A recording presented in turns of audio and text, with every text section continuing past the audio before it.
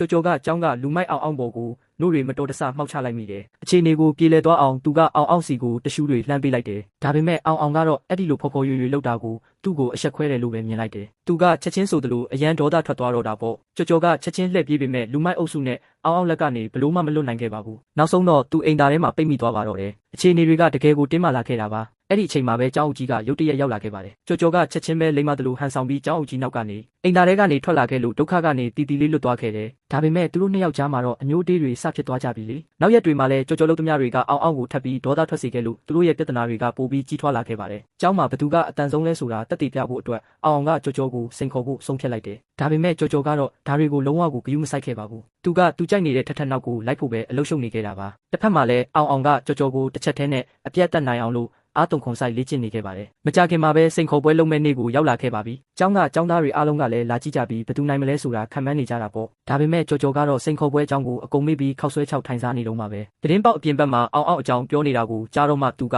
ချက်ချင်းစိတ်ဝင်စားသွားပြီးအတန်းဖော်တွေနောက်ကိုစိန်ခေါ်ပွဲရှိရာစီလိုက်သွားခဲ့တာပါ။သူကအပြောသဘောနဲ့တွားကြည့်ဖို့လုပ်နေတော့မှတကယ်တမ်းတိုက်ရမဲ့သူကသူကိုယ်တိုင်ဖြစ်နေတာကိုသိလိုက်ရပါတယ်။ကြော်ကြော်ကတော့လုံးဝအံ့ဩသွားပေမဲ့သူကြိုက်နေတဲ့ထက်ရှိမှတော့အဆက်မကွဲချင်ခဲ့ပါဘူး။ဒါကြောင့်ပဲသူကမတက်တာတော့ပဲစိတ်မပတပါနဲ့ရှေ့ကိုထွက်လာခဲ့ရတော့တယ်။ထင်ထားတဲ့အတိုင်းပဲကြော်ကြော်ကတော့အောင်ရဲ့ထိုးချက်ကြောင့်မြေပြင်ပေါ်ကိုပြုတ်ကျသွားခဲ့ပါတယ်။ဒေါသထွက်သွားတဲ့ကြော်ကြော်ကထပ်ပြီးပြေးဝင်သွားပေမဲ့နောက်တစ်ခါထပ်ပြီးအလဲထိုးခံလိုက်ရပြန်တယ်။အဲ့ဒီအချိန်မှာပဲကြော်ကြော်ကအကြံကောင်းတစ်ခုရသွားခဲ့တာပေါ့။သူကသူ့အင်ဂျီနဲ့အောင်မျက်နှာကိုအုပ်လိုက်ပြီးအောင်တတိမထားမိခင်မှာပဲမတင်လိုက်ပြီးနှစ်ပတ်သုံးပတ်လောက်လွှဲပြီးတော့အဝေးကိုပြစ်ပေါက်လိုက်တယ်။ဒါကိုကြည့်နေတဲ့ចောင်းသားတွေအားလုံးကတော့လုံးဝအံ့ဩမြင်တက်သွားကြတာပေါ့။အဲ့ဒီအချိန်မှာပဲအပြင်ဘက်ကနေဆီယာမတယောက်ရဲ့အတန်ကိုရုတ်တရက်ကြားလိုက်ရပါတယ်။ចောင်းသားတွေအားလုံးလည်းလန့်ပြီးတော့ဟိုဒီပြေးကုန်ကြတော့တာပဲ။ကြော်ကြော်ကလည်းအောင်ကိုအမြန်ပွေ့ချီလိုက်ပြီးဆေးပေးကန်းကိုတန်းပြေးတော့တာပေါ့။အောင်ကတော့လမ်းတစ်လျှောက်လုံးအဆက်သေးပြီးမျက်နှာတွေညီညမ်းနေခဲ့တယ်လို့အောင်ကိုယ်တိုင်ထိခိုက်သွားတဲ့အတွက်လည်းစိတ်မကောင်းဖြစ်နေခဲ့ပါတယ်။ကြော်ကြော်ကလည်းသူ့ဘေးနားကနေမခွာဘဲနဲ့ဂယုတစိုက်ပြုစုပေးခဲ့ပါတယ်